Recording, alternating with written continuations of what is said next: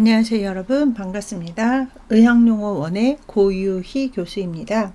자, 이번 주차도 신경계에 이어서 공부를 해 보도록 할게요. 우리 학생들 교재 206페이지 보시면 이제 말초신경계 이제 시작이 들어가는데요. 우리 앞에서 신경계에서 중추신경계, 말초신경계, 그 다음에 중추신경계에서 뇌와 척수에 대해서 살펴보는 시간을 가졌었고요. 자, 오늘부터는 말초신경계라고 해서 말초신경계 PNS Peripheral Nervous System에서 말초신경계는 체신경계, 자율신경계, 그리고 자율신경계에서는 교감신경과 부교감신경으로 나뉜다라고 처음에 잠깐 언급을 했었거든요. 그걸 이제 조금 더 자세하게 살펴보는 시간을 갖는다라고 생각하시면 되고요. 자, 우리 체신경계와 자율신경계가 있는데요. 자, 체신경계는 몸신경계라고 생각을 하셔도 되겠죠. 그래서 뼈나 그 뼈대, 근육을 통해서 우리 의지대로 자발적으로 움직임을 담당을 하는 것이 요 체신경계. 그래서 소마틱이라는 단어를 사용을 해서 소마틱 너브스 시스템 하면 체신경계다라고 하면 되고요. 요 체신경계는 감각신경계와 운동신경계로 구성이 되어 있는데, 우리 이제 체신경 같은 경우, 말초신경은 그 뇌신경과 척수신경으로 구분된다라고 했었잖아요. 그래서 이제 뇌와 이제 척수에서 뻗어나온 요 신경계가 이제 중추신경계는 명령을 내리는 입장이라면 말초신경계는 명령을 수행하는 입장이라고 말씀을 드렸었는데, 그래서 뇌와 척수에서 뻗어나온 요 뇌신경과 척수신경으로 이루어져 있습니다.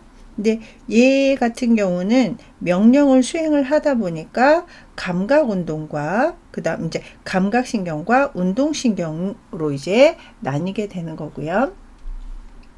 자, 그 다음에 이제 그 체신경은 내 의지대로 움직인다, 자발적인 내 의지의 움직임을 담당을 한다라고 하면은 요 자율신경계, 오토노믹 너버스 시스템이라는 자율신경계는요, 불수익은 내 의지하고 상관이 없는 것들. 그래서 우리 앞에 여기 사진에도 나와 있다시피 눈 깜빡임이라든지 심장의 박동이라든지 폐의 가스 교환이라든지 위의 연동 운동이라든지 소장 대장의 움직임이라든지 방광 기능이라든지 이런 것들은 내가 뭐 몇 번 깜빡이겠다, 몇 번 튀겠다 이런 거하고 상관없이 자율적으로 내 몸이 자율적으로 조절이 되는 이런 신경을 이제 자율신경계, 오토노믹 너버스 시스템이라고 하는데요. 요 자율신경계는 요 두 교감신경과 부교감신경을 통해 가지고 조절이 됩니다. 그래서 뭐 뒤에도 나오기는 하지만 교감신경계, 심파서틱 너브하고 파라심파서틱 너브하고 는 서로 흥분과 진정을 통해서 협동을 하기도 하고 또 기량작용을 통해 가지고 우리 몸이 자율적으로 이제 그 움직일 수 있도록 만들어주는 건데요. 교감신경은 일단은 심파서틱 너브 같은 경우는 증가시킨다. 뭘 증가시키느냐? 뭐 그 스트레스라든지 응급한 상황에서 호흡수를 증가시키고 심박동이라든지 근육의 혈류량을 증가시켜서 우리 몸을 흥분시켜서 어떤 이제 위험이라든지 어떤 상황에 대해서 준비시키는, 몸을 흥분시키는 작용을 하는 게 교감신경이 되고요. 반대로 계속 긴장을 하고 있으면 안 되잖아요. 그래서 이 흥분 상태, 긴장 상태에 있었던 이런 몸을 정상으로 돌아오게 하는 진정 기능을 하는 게 파라심파서틱 너브, 부교감신경이라고 생각하시면 되겠습니다. 그래서 우리 말초신경계는 소마틱 너버스 시스템과 오토노믹 너버스 시스템을 통해서 뇌에서 그 중추신경계에서 내린 명령을 수행을 하게 된다. 그래서 감각신경, 이제 그 뇌로 이제 그 정보를 전달하는, 또 뇌에서 어떤 그 정보를 또 하달을 받아가지고 운동을 이제 할 수 있게끔 운동신경, 이런 식으로 구분이 되게 되는데요. 자, 보시면 말초신경계는 보시면 뇌와 척수에서 나왔다. 그래서 뇌와 척수에서 나와가지고 몸의 각 부분에 분포하면서 외부 자극을 중추로 전달하기도 하고, 명령을 또 각 기관에다가 전달하는, 그러니까 수행하는 기관이 말초신경계. 그래서 페리페랄 너브스 시스템이라고 해서 PNS라는 단어를 이제 약어를 사용을 하는 건데요. 여기 보시면 중추신경계에 대응한다. 그래서 중추신경계와 서로 상호작용을 통해서 명령과 수행을 이제 담당을 하게 되는 건데요. 이 PNS 말초신경계는 크라니얼 너브 뇌신경계와 스파이널 너브 척수신경으로 구분이 되는데요. 뇌신경 같은 경우는 우리 학생들 그 해부생리에서 자세하게 배우셨을 것 같은데, 요 말초신경계 일부로서 뇌에 연결이 되어 있고요. 그 다음에 우리가 이제 몇 쌍이냐, 요게 이제 가끔 시험에 나오거든요. 그래서 뇌신경은 뇌에 연결된 12쌍으로 구성이 되어 있는데, 요 뒤에서도 이제 그림이 나오기는 하는데, 모양이라든지 기능에 따라서 그 첫 번째 1신경, 후각신경부터 해서 12신경, 설화신경까지 이렇게 구성이 되어 있고요. 요 뇌신경 같은 경우는 감각신경과 운동신경, 그 다음에 혼합신경으로 구분이 돼 가지고, 어떤 신경 같은 경우는 감각신경만 있는 것도 있고요. 어떤 신경 같은 경우는 운동신경만 있는 게 있고, 같이 혼합되어 있는 이런 식으로 뇌신경이 이제 구성이 되면서 각 기능을 하게 되는 거고요. 자, 그 다음에 스파이널 너브, 우리 척수신경 같은 경우는 31쌍으로 구성이 되어 있다. 그래서 우리 척추골 있잖아요. 척추골 사이에서 밖으로 나와가지고, 여기 보시면 운동을 일으키기도 하고 감각을 전달하기도 하고 그러는데요. 우리 이제 양쪽으로 이제 각쌍으로 되어 있는데, 여기 보시면 우리 그 서비컬 너브스라고 해가지고 뭐 목신경이라고도 하고 경신경이라는 단어를 사용을 해서 앞에 서비컬에 C자를 붙여서 8쌍의 그 척수신경이 있고요. T는 소라식 너브라고 해가지고 가슴신경 또는 흉신경이라고 해서 그 가슴에 12쌍의 척수신경이 존재를 합니다.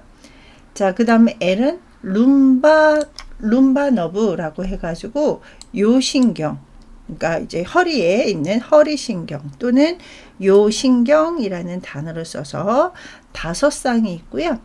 그 다음에 사크랄 너브라고 해서 S를 붙였죠. 그래서 우리가 뭐 천골이라고도 하고 엉치라고 해서 엉덩이에 있는 신경 5쌍이 있고, 자, 그 다음에 이제 우리 뭐 콕시지알 너브라고 해서 맨 끝에 꼬리뼈 있잖아요. 그거 하나까지 합쳐가지고 8개, 12쌍, 5쌍, 5쌍, 1쌍 해가지고 각각 이제 양쪽으로 뻗어 있거든요. 그래서 31쌍의 척수신경으로 이루어져서, 여기 보시면 척수신경의 앞부리는 척수 앞불에서 나온 운동신경이다.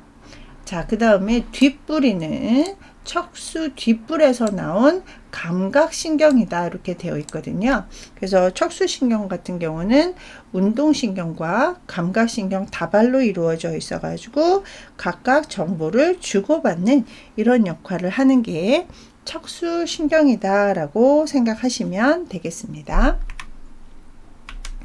자, 그러면 요 뇌신경 12쌍의 뇌신경을 잠깐 살펴보면, 얘는 길게는 못하죠. 예, 해부생리에서도 하셨고, 그래서 우리가 여기서 뭐 잠깐 쭉 한번 읽어보자면 일신경, 일신경 같은 경우는 후각신경이라고 해서 코로 연결이 돼서 그 olfactory sensory라고 해서 후각신경, 이 신경 같은 경우는 여기 이제 눈에 나와 있다시피 시각신경, optic sensory라고 해가지고 뭐 시각신경부터 시작을 해서 뭐 3차 3신경에서 이제 눈 돌림 신경 또는 뭐 동안 신경, 그 다음에 이제 네 번째 신경 활차 신경이라고 해서 눈 왔다 갔다 하는 도르래 신경.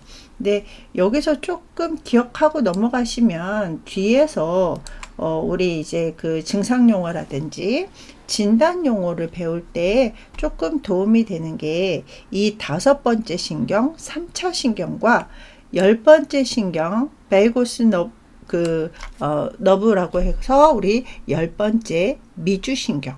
그래서 5번째 3차 신경과 10번째 미주신경만 조금 기억을 해 주셔도 좋을 것 같아요. 예, 그래서 3차 신경이다 보니까 세 개의 트라이저미널 센소리라고 해서 3차 신경 같은 경우는 그 얼굴하고 머리에서 오는 통각, 그러니까 아픈 거라든지 온도 감각, 그래서 뭐 차갑다, 덥다 이런 감각들을 뇌에 전달하는 3차 신경이 되겠죠. 그래서 여기 얼굴에 이제 담당을 하게 되면서 그 얼굴에 대한, 그래서 이 3차 신경의 문제가 발생을 하면 뭐 3차 신경통이라든지 여러 가지 뭐 피부 질환이라든지 이런 것들을 이제 발생을 하게 되는 게 요 5번째 뇌신경 3차 신경이 되고요.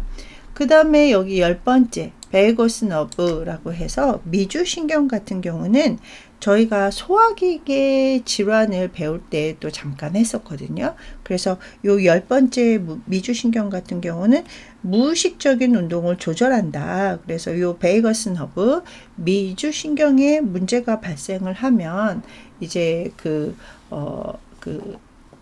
불수의근에 문제가 발생을 해서 소화기계라든지 뭐 이런 거에 많이 질병이 발생을 하고, 또 너무 예민하면 요거를 이제 절제하는 이런 이제 수술 방법도 있었어요. 그래서 이 미주신경 같은 경우는 우리 몸에서 가장 길고 넓게 펴져 있는 이런 신경을 미주신경, 그래서 귀에서부터 시작을 해서 각 내장까지 굉장히 이렇게 넓게 퍼져 있고요.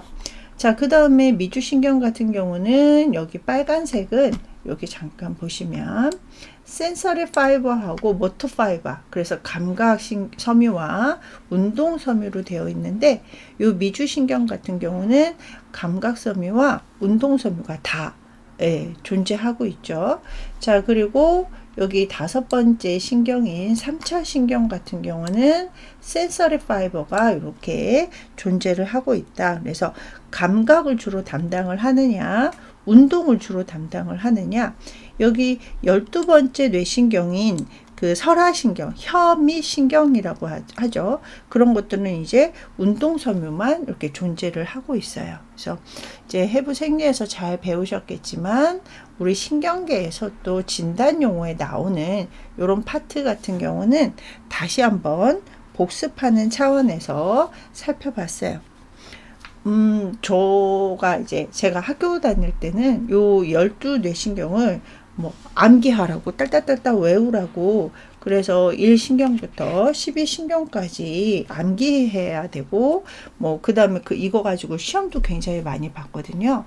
아마 학생들 해부 생리에서도 아니면 해부 병리, 그 다음에 의학용어에서도 안 빠지고 나오는 것 중에 하나가 요 12뇌신경의 문제라고 좀 우리 학생들 기억하시고 조금 더 시간을 투자를 해서 하나씩 암기하시면서 1신경이 담당하고 있는 감각이 뭔지, 그 다음에 5번째 3차 신경에서는 어떤 기능들을 하고 있는지, 이런 것들을 조금 다시 한번 또 복습하는 시간 좀 가지셨으면 좋겠고요.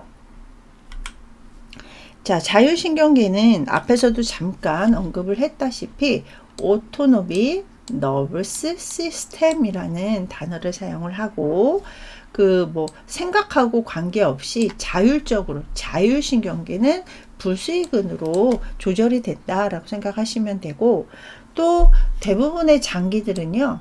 여기 나와 있다시피 대부분의 장기 앞에서 얘기했던 뭐 눈 깜빡임이라든지 뭐 이런 것들이 있잖아요. 그래서 이런 장기들은 교감신경과 부교감신경에 의해서 함께 조절이 되는데요. 요 함께 조절이 되면서 협동적으로 작용을 하기도 하고요.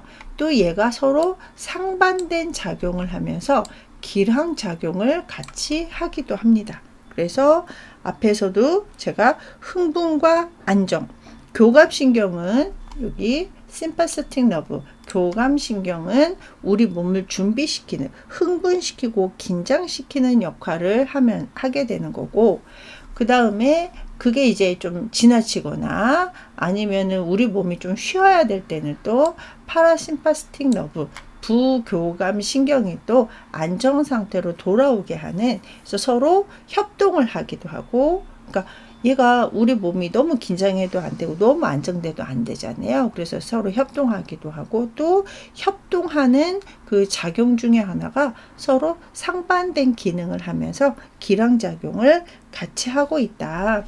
그래서 우리 자율신경계가 또 무너지면 그 뭐 이렇게 항상성 유지에도 또 문제가 많이 발생이 되겠죠.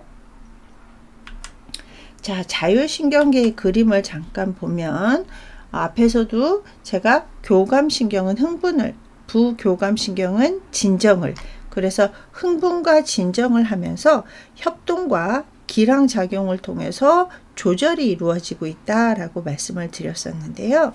요거는 또 우리 그 뇌신경에서 10번째 신경인 베이거스 너브, 미주신경과도 조금 연관이 되어 있겠죠. 그래서 이렇게 눈, 타액섬, 우리 뭐 침 같은 경우도 그죠? 나와야 될 때가 있잖아요. 예. 그래서 서로 이제 협동작용을 통해서 이렇게 뭐 기관지, 뭐 심장부터 시작을 해서 방광까지 이렇게 자율신경계가 지배를 하면서 그 몸이 정상적으로 작동할 수 있도록 유지를 하고 있다라고 생각하시면 되고요. 우리가 여기 이제 콩팥 위에 있는 부신 같은 경우는 아드레날 글랜드라고 하기도 하고 슈프라 아드레날 글랜드라고 해서 요 부신 같은 경우는 좀 호르몬 같은 거를 많이 분비를 하는 기관이거든요. 그래서 요 부신은 조금 내분비계에서 자세하게 살펴보는 시간을 갖도록 하겠습니다. 그래서 이 자율신경계가 담당하는 우리 몸의 각 부분이 굉장히 많죠. 예, 그래서 눈부터 시작을 해가지고 굉장히 많은 부분을 이제 정상적으로 기능하기 위해서 굉장히 바쁘게 움직이는 신경계 중에 하나가 자율신경계다라고 생각을 하시면 되겠습니다.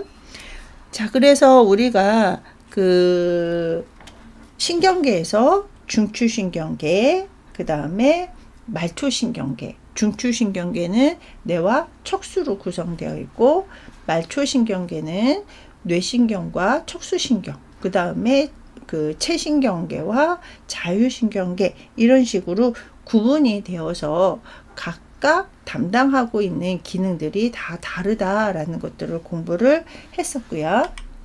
자, 그러면 지금부터는 또 증상용어, 신경계에 해당하는 증상용어를 배우도록 하겠습니다.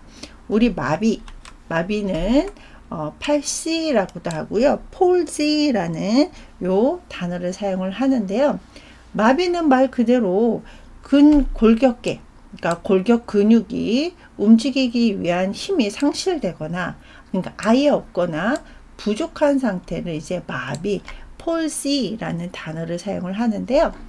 이 폴시가요, 또 그 상태에 따라서 파랄라이시스라는 단어를 사용을 하기도 하고, 그 다음에 폴시 또는 넘브니스라고도 불립니다. 그래서 감각이 없다 보니까 뭐 이렇게 둔감이라든지 이런 것들을 이제 다 폴시, 파랄라이시스 뭐 이렇게 이제 여러 가지 그때그때의 그 어감에 의해 가지고 여러 가지 단어를 사용을 하고요. 그 다음에 프레지아라는 단어가 있고요. 파레시스라는 단어가 있는데요. 이거는 구분을 하실 수 있어야 됩니다. 프레지아 같은 경우는 완전 마비. 그래서 어떤 기관의 기능이 완전히 상실이 되어서 마비된 상태를 프레지아라는 단어를 사용을 하고요. 이 파레시스라는 단어는 불완전 마비라고 해가지고 어떤 기관의 기능이 완전히 상실되지는 않았어요. 완전히 상실되지는 않았는데 약화된 이런 상태의 마비를 파레시스라는 단어를 사용을 하거든요. 그래서 우리가 뭐 파랄라이시스, 포지, 넘니스 뭐 이런 것들은 이제 그냥 마비라고 통칭을 해서 좀 기억을 해주시면 되고, 프레지아 같은 경우는 완전히 기능이 없어진 상태, 파레시스는 불완전하게 마비된 상태, 이렇게 기억을 해주시고요. 자, 그 다음에 이제 이 파랄라이시스, 마비 같은 경우는요. 자, 제가 프레지아라는 거는 완전히 기능이 상실된 상태라고 했었잖아요. 근데 앞에다가 해미자를 붙였냐, 파라라는 단어를 사용을 했냐, 쿼드리 또는 모노 이렇게 해가지고 그 마비된 상태를, 완전 마비된 상태를 구분을 하는데요. 우리 헤미프레지아 같은 경우는 편마비라는 말을 굉장히 많이 들어보셨죠? 편마비 같은 경우는 뇌에 이제 그 출혈이라든지 뭐 뇌경색이라든지, 그래서 뇌혈관성 질환으로 인해 가지고 한쪽이, 우리 몸을 중심으로 해 가지고 한쪽이 마비된 상태를 헤미프레지아라는 단어를 사용을 하고요. 파라프레지아 같은 경우는 우리가 하반신 마비이신 분들 계시잖아요. 네, 그래서 아랫부분 파라프레지아 같은 경우는 하반신 마비. 자, 우리 쿼드리라는 거는 4개라는 그 단어를 많이 사용을 하죠. 그래서 완전 마비 4개가, 그래서 상반신, 하반신, 왼쪽, 오른쪽 다 이제 완전히 마비된 상태를 쿼드리프레지아라는 단어를 사용을 하기도 해요. 자, 그 다음에 모노는 우리 하나, 단이라는 그 의미잖아요. 그래서 모노프레지아 같은 경우는 한쪽, 우리 4개의 사지에서 사지 중에 한쪽만 마비된 상태를 모노프레지아라는 단어를 사용을 하기도 합니다. 자, 그래서 얘를 한번 다시 살펴보면요. 자, 파라프레지아 같은 경우는 앞에서 하반신 마비라고 했었잖아요. 하반신 마비 같은 경우는 이제 뭐 양쪽 하지 하반신 마비인데요.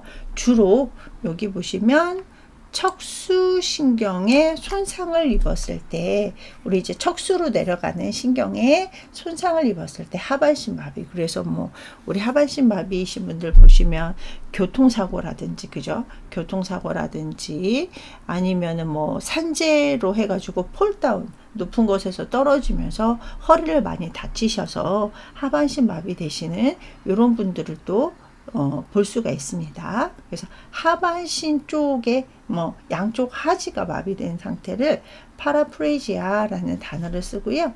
해미는 아까 말씀드렸죠. 우리 몸의 한쪽 반마비 또는 편마비라고 해서 한쪽, 왼쪽이면 왼쪽, 오른쪽이면 오른쪽, 그래서 한쪽의 팔, 다리가 마비된 상태를 헤미플레지아, 그러니까 반마비이기는 하지만 상반신, 하반신이 아니라 몸을 세로로 나누어서 한쪽이 마비된 상태를 헤미플레지아. 자, 그 다음에 디프레지아라는 단어도 또 있어요. 그래서 몸 양쪽에 같은 부분이 마비된 상태를 이제 그 양측 마비라고 해서 디프레지아라는 단어도 쓰고요. 자, 그 다음에 아까 쿼드리프레지아라고 해서 팔, 다리가 다 마비된 상태. 그래서 사지 마비를 이제 그 쿼드리프레지아라고 해서, 그 쿼드리가 4번째 4개라고 했었잖아요. 그거에 준해서 테트라라는 단어를 사용을 하기도 합니다. 그래서 테트라프레지아 또는 쿼드리프레지아는 팔, 다리 마비. 그래서 이제 양쪽 사지가 다 마비된 상태이고요.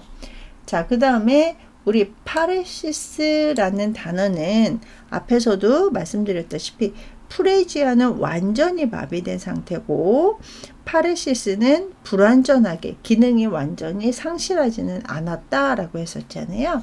그래서 요 헤미파레시스 같은 경우는 반신, 한쪽의 불완전 마비, 그래서 근력이 약화가 됐거나 불완전하게 마비된 상태를 헤미파레시스라는 단어를 사용을 합니다. 그러니까 저희가 용어를 볼 때는 분명하게 마비는 마비인데 프레지아인지 파레시스인지에 따라 가지고 대상자, 환자의 상태가 구분이 된다라는 거 꼭 기억을 해 주시고요. 자, 그 다음에 우리가 신경계에서 또 꼭 기억하는 게 consciousness, 의식이죠. 그래서 의식 수준을 또 파악을 해야 되는 건데요. 요 consciousness, 의식 같은 경우는 우리가 이제 신경계에 문제가 된 것 같다. 신경계에 좀 문제가 있을 것 같다. 아니면 멘탈러티가 조금 떨어지는 것 같다라고 하면은 꼭 사정하는 게 요 의식 사정 단계, 관찰 단계인데요. 여기 그 감각기에 의해서 생기는 그 정신의 반응을 이제 일컬어서 의식 consciousness라고 하는데요. 여기 의식의 사정 단계에 보시면 level of consciousness라고 해서 LOC라는 단어를 사용을 해요. 근데 요 LOC가요, 그냥 의식의 사정 단계, 관찰 단계를 LOC라고도 하고요.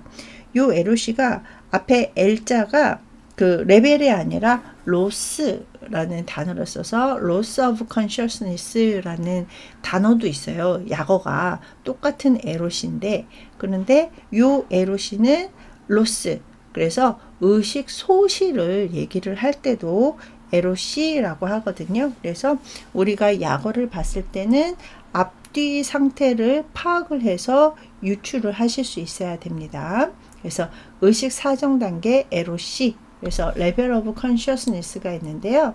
얘 같은 경우는 자, 몇 단계가 있는지 잠깐 살펴볼게요. 각성, alert라는 의식 상태가 있고, drowsy, 또는 뭐 legacy라고 해서 기면, 그 다음에 스투퍼는 왜 좀 뭐 바보다라는 얘기도 하잖아요. 근데 이제 혼미, 그래서 의식이 부분적으로 조금 있는 요 상태고요. 자, 그 다음에 세미코마가 있고요. 코마가 있어요. 네. 그 다음에 이제 맨 마지막에 여기까지가 의식 사정 단계이고요. 그 다음에 우리 식물인간 상태라고 해서 vegetative state라는 단어를 사용을 합니다. 그래서 식물 상태 같은 경우는 코마 상태하고 똑같이 보셔도 돼요. 자, 그래서 이렇게 단계별로 이렇게 올라가는 거는 의식이 명료한 상태고, 이렇게 내려가는 것은 의식이 혼미한 상태라고 생각하시면 되겠죠. 그래서 알러트 같은 경우는 생각하고 반응하고 그거를 신속하게 행동에 옮길 수 있는, 그래서 우리가 멘탈은 어때? 이렇게 이제 얘기할 때 알러트합니다 라고 하는 것은 정상적인 의식 수준 상태다라고 이제 이해하시면 되고, 드로우지, 드로우지라는 단어를 더 많이 써요. 뭐 somnolence라는 단어도 있고 레거시라는 단어도 있기는 한데, 뭐 그냥 뭐 멘탈 어때? 그러면 드로우지 상태입니다 라고 하면은 약간 멍하고 무감동 등의 조금 낮은 의식 수준이 있는데, 자극을 하면 바로 의식 수준으로 올라오는 요 상태를 드로우지 상태다, 기면이다 라는 단어를 사용을 하고요.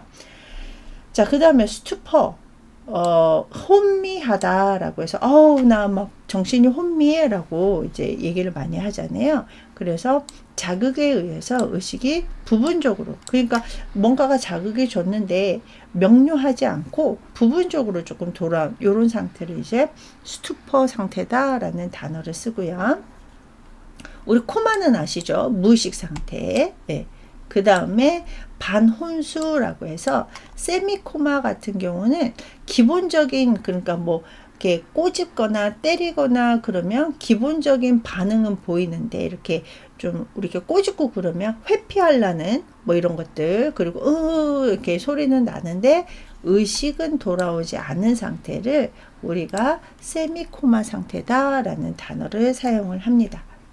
자, 지우고 다시 한번 보시면, 네, LOC도 이제 워낙 시험에 많이 나오니까요. 그래서 우리가 신경계에서 꼭 살펴보는 거는 consciousness, 의식 상태를 확인을 하는데, 요 LOC 단계, 그래서 LOC 뭐 의식 사정 단계라는 단어도 사용을 해요. 그래서 알로트부터 해가지고 코마까지 쭉 기억을 해 주시기 바랍니다. 물론 의식 사정 단계가 꼭 LOC만 있는 거는 아니긴 한데요. 그래도 가장 많이 사용을 하는 게 요 LOC 의식 사정 단계라고 생각하시면 되고요. 여기까지 하고 좀 1교시 마무리 할게요. 그래서 LOC 같은 경우는 알러트는 자발적으로 적절하게 반응을 할 수 있는 상태. 자, 그 다음에 기면 드로지 상태 같은 경우는 이렇게 그 자발적인 운동이라든지 뭔가를 물어봤을 때 언어가 가능하고 적절하게 반응을 하는데 약간 그 수면 상태하고 비슷한 요 상태를 기면 상태다라고 하고요. 자, 그 다음에 스투퍼, 혼미 상태. 그래서 적절하게 명령에 반응을 하지 못하는 요런 상태고요. 자, 그 다음에 세미코마가 있고요. 그 다음에 코마 상태. 코마 상태가 이제 가장 안 좋은 상태죠. 그래서 코마 상태 같은 경우는요, 아예 통증에 대한 반응도 없을 뿐더러 그 각막이라든지 그 다음에 코니아 각막, 그 다음에 이제 우리 퓨필 리플렉스 대광 반사, 그래서 빛에 대한 반사까지 다 그 소실된 상태를 혼수, 코마라고 합니다. 자, 그러면 여기까지 하시고 잠깐 쉬었다가 2교시 시작하도록 할게요.